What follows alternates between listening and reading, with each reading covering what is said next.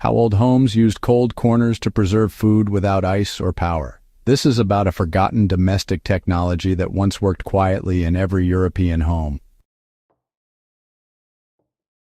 Before electric grids, compressors, and constant power, households across Europe relied on architecture itself to manage food spoilage. Cold corners were not improvised tricks or folk superstition. They were deliberate, repeatable systems built into homes refined over centuries and understood well enough that people trusted them with winter meat, dairy, cooked dishes, and fermented stores. If you study early modern and medieval domestic life closely, you start seeing cold corners everywhere, even when later renovations tried to erase them. Cold corners were engineered temperature gradients, not lucky drafts. Well, a cold corner was a deliberately chosen part of a room, usually far from the hearth, positioned where exterior stone walls met and where air circulation stayed slow and shaded. Thick masonry walls would absorb cold overnight and, release it slowly during the day, creating a stable microclimate that was several degrees cooler than the rest of the room. In northern and central Europe, especially across Germanic lands, the Low Countries, Alpine regions, and parts of Eastern Europe, builders understood that stone mass, wall orientation, and floor contact mattered more than outside temperature swings. The placement of cold corners followed consistent architectural logic. These corners were typically on the north or northeast side of a house, where sunlight was weakest and winter winds kept masonry cold. They were often located at floor level or just above it, where cold air naturally settled. Many were adjacent to unheated stairwells, cellars, or exterior walls with no windows. In timber-framed houses, the cold corner often aligned with infill panels backed by stone or packed earth, increasing thermal inertia. This was not accidental. Builders reused patterns that worked. Cold corners functioned as passive refrigeration zones. The goal was not freezing food, but slowing bacterial growth by maintaining a cool, dry, and stable temperature. Meat wrapped in linen ceramic crocks of milk pots of broth and bowls of cooked grains were placed directly on stone shelves or benches built into the corner.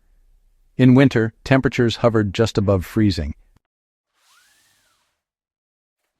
In summer, they remained cooler than the room by several degrees, enough to buy time and prevent rapid spoilage. The absence of vibration and mechanical airflow reduced contamination. Stone, lime, and clay played critical roles. Cold corners worked because of materials, not magic. Stone walls absorbed moisture and cold, while lime plaster regulated humidity by absorbing excess damp and releasing it slowly. Clay tiles and stone slabs pulled heat away from stored food. Wood was used sparingly in these areas because it retained warmth and odors. In many regions, builders avoided paint entirely in cold corners, leaving lime wash or bare stone to keep surfaces breathable and sanitary. Food storage followed strict habits tied to the cold corner. Well, folks, households didn't just randomly place food there. Oh no, there was a method to the madness. Dairy products were tucked closest to the wall. Cooked leftovers found their spot higher up, often perched on those narrow stone ledges. As for raw meat, it was wrapped up nice and tight, hung or rested in places where air movement was kept to a minimum. Now, when it came to bread, it was kept nearby, but never, and I mean never, directly against the stone to avoid that pesky condensation. People, through good old repetition, figured out what survived best in that space and adjusted the placement depending on the season. This knowledge, well, it was passed down within families and guild traditions, not through any written manuals. Those cold corners, they were just one piece of a wider preservation ecosystem, you see. They worked alongside salting, smoking, fermenting, and drying, not in isolation. A cold corner extended the usable life of food between these processes. Fresh milk could last a day or two longer before turning. Stews could be reheated safely without souring overnight. Butter stayed firm and clean. During winter campaigns and sieges, urban homes with functioning cold corners had a measurable advantage in food stability, especially when supply chains broke down.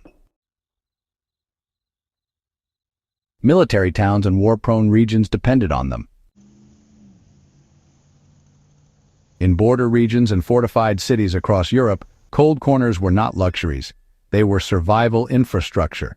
When markets closed or armies passed through, households needed to stretch provisions without fuel or ice.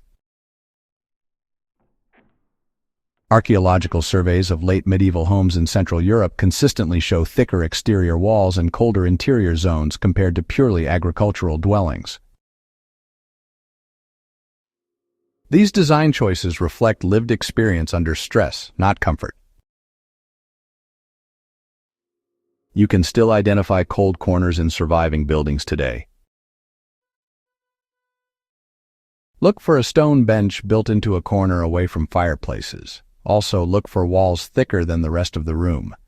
And look for discolored stone or lime wash where condensation once formed. In some houses, later owners boarded them over, mistaking them for wasted space. In others, they survive as awkward nooks that modern heating systems struggle to warm evenly. Those uneven zones are clues, not flaws. This knowledge is still usable right now without romanticizing it. In an unheated room, garage, or stone-walled basement, you can recreate a cold corner by selecting a shaded, exterior-facing corner with minimal airflow. Use stone, ceramic, or brick surfaces. Avoid plastic. Wrap food in breathable cloth, not airtight containers. Keep items elevated slightly to prevent moisture pooling. Monitor temperature stability rather than chasing cold. This method works best between 1 and 8 degrees Celsius, exactly the range old homes maintained naturally. For off-grid or emergency planning, cold corners, well, they remain relevant. If power fails, a cold corner buys time. Cooked food stays safe longer. Dairy spoils slower. Root vegetables last weeks instead of days. This is not speculation. It's the same physics that carried households through winters, wars, and shortages long before electricity existed. The system fails only when humidity is ignored or modern materials trap moisture and heat. What made cold corners reliable was discipline, not convenience. Food was checked daily. Containers were cleaned constantly. Nothing sat forgotten. Old households did not trust preservation blindly. They observed, adjusted, and respected the limits of the method. That mindset is what modern readers often miss. Cold corners were tools, not miracles, and they worked because people understood them intimately. Cold corners remind us that architecture once served survival first. European homes were not passive shelters. They were active systems designed to manage heat, food, air, and time. Cold corners were one small part of that system, but they show how much practical intelligence was built into everyday spaces. Losing that knowledge has made us more dependent, not more advanced. If this kind of grounded, evidence-based history matters to you, subscribe to Warpaths of Europe and share this guide with others who take historical survival seriously. These are lessons worth keeping alive.